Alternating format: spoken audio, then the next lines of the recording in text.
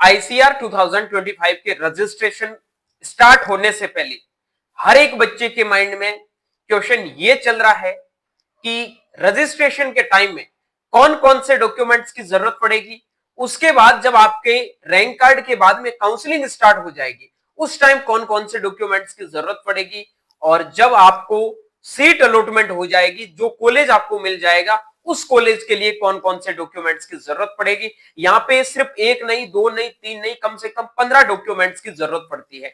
15 के 15 डॉक्यूमेंट्स के बारे में मैं डिटेल से आपको हर एक चीज के बारे में समझाने वाला हूं।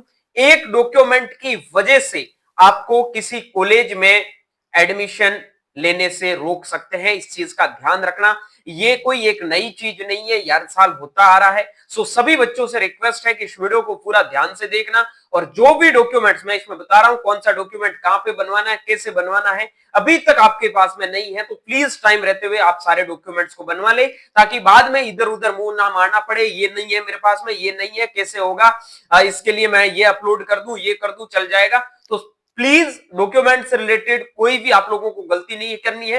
वीडियो में आगे बढ़ने से पहले आप लोगों से रिक्वेस्ट है, अभी तक चैनल पर नए हैं, सब्सक्राइब नहीं किया तो चैनल को सब्सक्राइब करके बेल आइकन को प्रेस जरूर कर लेना। चलिए, so hello everyone, welcome back on your YouTube channel agri capital. सबसे पहले हम बात करते हैं आपके जो आईसीआर में डॉक्यूमेंट्स की लिस्ट है कि कौन कौन से डॉक्यूमेंट्स की जरूरत पड़ेगी।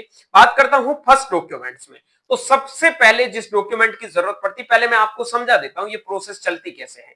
आपको पता है ये 3 स्टेप में आपकी प्रोसेस है।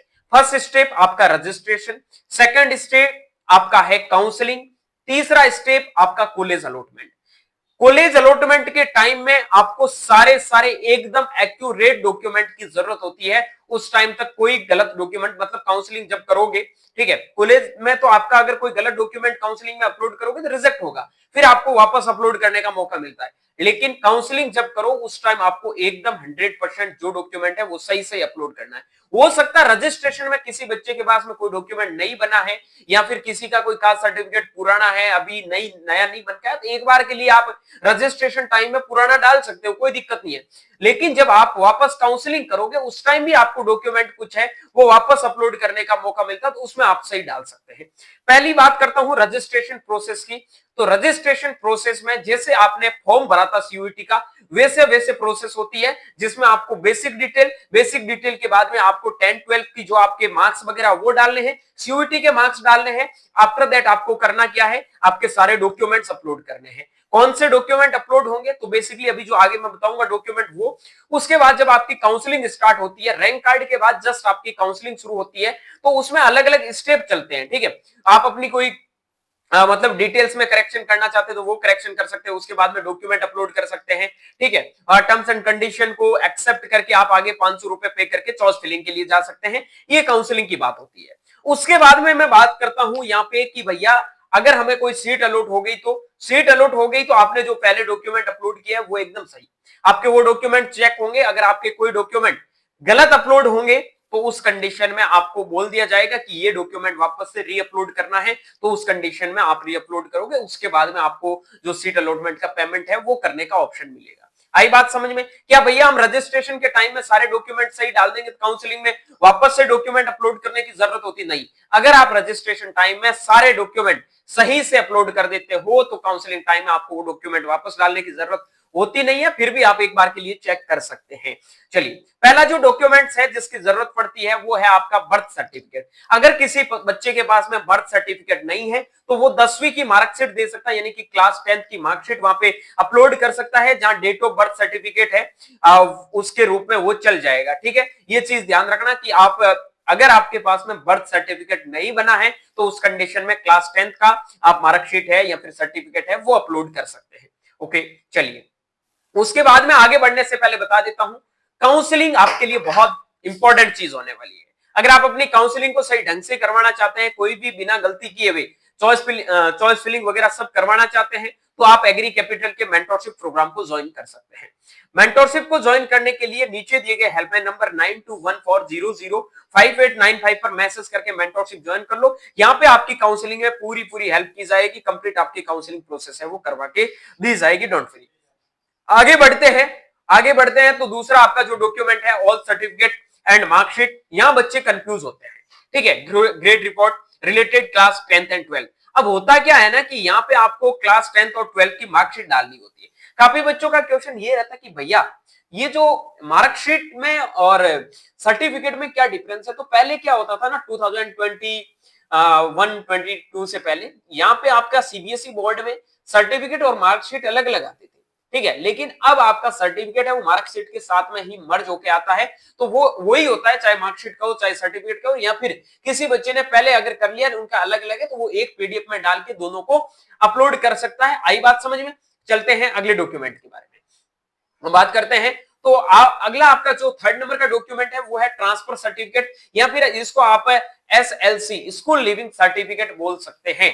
जो आपने टीसी मतलब हिंदी में कह सकते हैं स्थानांतरण प्रमाण पत्र, जिस स्कूल से आपने क्लास 12th की है उस स्कूल के द्वारा, या फिर किसी कॉलेज से आपने 12th की है उस कॉलेज के द्वारा आपको टीसी दी जाएगी, वो टीसी आपके पास होनी चाहिए। काफी बच्चे ये क्वेश्चन करेंगे ये वीडियो कंप्लीट होने के बाद या फिर आधा वीडियो देख के कि भैया मेरे पास में टीसी स्कूल की है, मेरे पास में टीसी है वो कॉलेज की है, तो क्या करें। किसी स्कूल वालों को तो कोई दिक्कत ही नहीं है। एक चीज याद रखना, अगर आपके पास में टीसी स्कूल की है तो स्कूल का ही आपके पास में माइग्रेशन होना चाहिए, स्कूल का ही आपके पास में करेक्टर सर्टिफिकेट होना चाहिए। अगर आपके पास में ट्रांसफर सर्टिफिकेट कोई कॉलेज का है तो कॉलेज का ही माइग्रेशन होना चाहिए, कॉलेज का ही आपके पास में करेक्टर सर्टिफिकेट होना चाहिए। ऐसा नहीं कहीं अलग अलग से चल जाएगा, ये चीज ध्यान रखना, ठीक है। चलो बाकी चलेगा आपका दोनों। उसके बाद में बात कर लेते हैं आपका documents for admit card issue bye NTA. NTA के द्वारा जो आपको एडमिट कार्ड, मैंने आपको पहले ही बताया था, एनटीए की वेबसाइट पे जाके 3 डॉक्यूमेंट डाउनलोड कर लो, score card, admit card, confirmation page, जो आपने सीयूईटी का फॉर्म भरा है, इनकी जरूरत पड़ेगी। हालांकि रजिस्ट्रेशन में इसकी जरूरत नहीं होती है, ये सीधा आपको बाद में जब कॉलेज अलॉट होता है उस टाइम अपलोड करना होता है, बता दूंगा आगे क्या करना है, ठीक है। फिर डॉक्यूमेंट नंबर 5 है, इसमें computer generated confirmation page of online application submitted to NTA. जब आपने सीयूईटी का फॉर्म भरा था एनटीए का, उस टाइम जो आपको कंफर्मेशन पेज मिला था वो आपके पास में पेज होना चाहिए। अगर नहीं है तो जाके आप सीयूईटी एनटीए की वेबसाइट से डाउनलोड कर सकते हैं। अगर वहां पे नहीं मिल रहा तो आप एनटीए को मेल डाल सकते हैं, वहां पे आप लोगों को प्रोवाइड करवा देंगे। ओके चलिए अगले डॉक्यूमेंट्स की बात करता हूं। Document number 6 rank card issue by ICR. ICR के द्वारा जो आपको रैंक कार्ड मिलता है वो रैंक कार्ड होना चाहिए, लेकिन अभी हम रजिस्ट्रेशन कर रहे हैं तो रैंक कार्ड की बात में होगी, ठीक है। पहले रैंक कार्ड की जरूरत नहीं पड़ेगी। ओके चलिए उसके बाद में डॉक्यूमेंट नंबर 7 है allotment letter issue by ICR. जो आईसीआर के द्वारा जो कॉलेज आपको अलॉट होगा उसमें जो आपको अलॉटमेंट लेटर मिलेगा वो होना चाहिए। उसके बाद में अगला डॉक्यूमेंट है provisional admission letter issue by the university. जो आपको यूनिवर्सिटी मिलेगी वो मेल के थ्रू आपको एक अलॉटमेंट लेटर भेजेगी, वो भी आपको कॉलेज में जाओगे उस टाइम आपके पास में होना चाहिए। उसके बाद में document number passport size 9 passport size photographs same as upload in NTA application form. जो आपने एनटीए के एप्लीकेशन फॉर्म में फोटो अपलोड किए हैं वो के वो फोटो आपके पास में होना चाहिए, वो फोटो आपको आगे काम आएगा। चलिए उसके बाद में डॉक्यूमेंट नंबर 10 है आधार कार्ड होना चाहिए, या फिर आपके पास में कोई भी 28 डिजिट का आधार एनरोलमेंट आईडी प्रूफ होना चाहिए। उसके बाद आपका या तो पासवर्ड हो सकता है, ठीक है, राशन कार्ड हो सकता है, बैंक पासबुक हो सकता है, other valid government ID password कोई भी आप दे सकते हैं, बट आधार कार्ड सब बच्चों के पास है तो आधार कार्ड ही देना है। ओके चलिए उसके बाद बात कर लेता हूं डॉक्यूमेंट नंबर 11 में जो आपका डोमिसाइल सर्टिफिकेट है। डोमिसाइल सर्टिफिकेट आप सारे बच्चों के पास में होना चाहिए कि आप किस स्टेट से बिलोंग करते हैं। जिस बच्चे के पास में डोमिसाइल सर्टिफिकेट नहीं है वो सारे बच्चे अपना डोमिसाइल सर्टिफिकेट स्टेट का बनवा ले। काफी बच्चे क्वेश्चन पूछते हैं डोमिसाइल सर्टिफिकेट कितना पुराना होना चाहिए, तो डोमिसाइल सर्टिफिकेट आपके जो भी नियर बाई ईमितर है वहां से बनवा लो। और किसी बच्चे का अगर पुराना है तो 5 साल तक पुराना डोमिसाइल सर्टिफिकेट चल जाता है। जो रेजिडेंटल सर्टिफिकेट जिसको आप बोलते हैं वो आपका होना चाहिए कि आप किस स्टेट से बिलोंग करते हैं। अब हिंदी में होना चाहिए, इंग्लिश में जिस स्टेट में जैसा बनता है एक बार के लिए आप वैसा ही रहने दो। कौन सा कॉलेज मिलता है जिस हिसाब से नीड होगी वो बाद में मैं आप लोगों को बता दूंगा, अभी सोचना नहीं है, हिंदी में जैसा है वो चल जाएगा। डॉक्यूमेंट नंबर 12 है character certificate from last attend school. मतलब जहां से आपने लास्ट स्कूलिंग या फिर कोई कॉलेज में बच्चे ने एडमिशन ले लिया है तो वहां से जो आपको चरित्र प्रमाण पत्र मिलता है वो आपके पास में होना चाहिए। वो अगर आपके पास नहीं होगा तो दिक्कत आएगी। करेक्टर सर्टिफिकेट अभी बताऊंगा आगे कौन से डॉक्यूमेंट कहां से मिलेंगे, थोड़ा ध्यान से देखना है ना। उसके बाद डॉक्यूमेंट नंबर 13 में क्या है, जो आपका SC ST OBC NCL UPS EWS जो भी आपका कैटेगरी लगता है कास्ट सर्टिफिकेट है वो सेंट्रल लेवल का होना चाहिए। ओबीसी और ईडब्ल्यूएस का जो आपका सर्टिफिकेट बनता है वो 6 महीने से पुराना नहीं होना चाहिए। एससी एसटी का पुराना होता तो भी चल जाता है, इंग्लिश में सेंट्रल लेवल का बना होना चाहिए, इस चीज का ध्यान रखना। ठीक है, उसके बाद में बात कर लेते हैं document number 14, medical certificate for PWD candidate. Only PWD candidate के द्वारा ही, वो भी गवर्नमेंट मेडिकल ऑफिसर के द्वारा वहां पे इश्यू होना चाहिए, ऐसा नहीं कोई भी दो। जो बच्चा पीडब्ल्यूडी कैटेगरी में आता है उसी को ही इस डॉक्यूमेंट की जरूरत पड़ेगी, अदरवाइज कोई जरूरत नहीं है। अब मैं आपको बता देता हूं कौन कौन से डॉक्यूमेंट कहां से बनेंगे।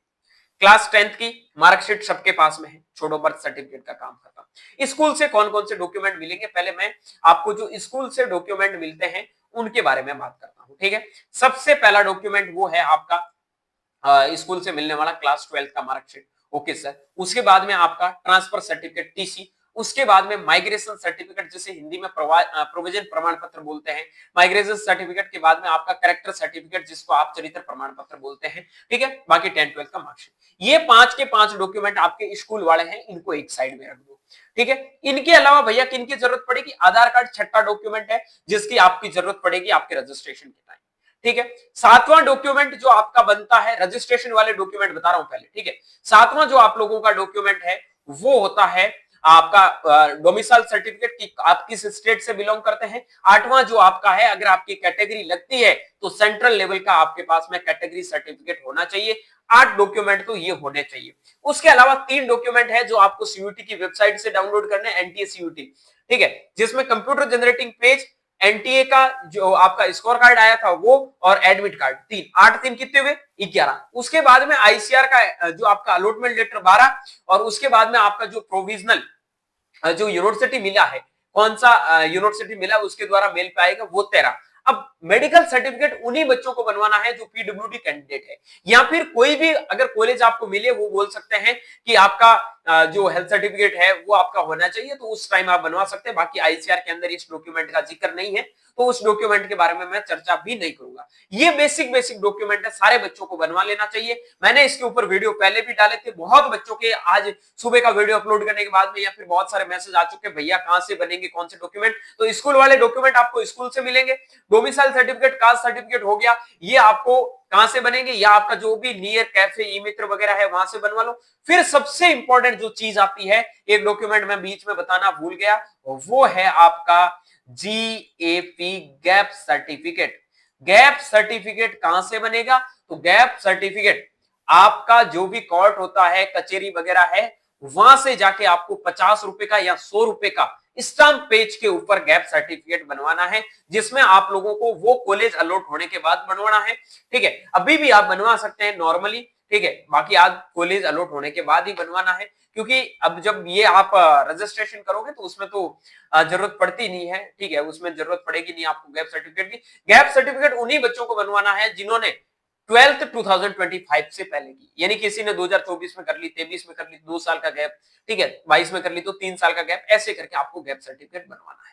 बाकी ज्यादा जानकारी के लिए आप एग्री कैपिटल के इस मेंटरशिप प्रोग्राम को ज्वाइन कर सकते हैं।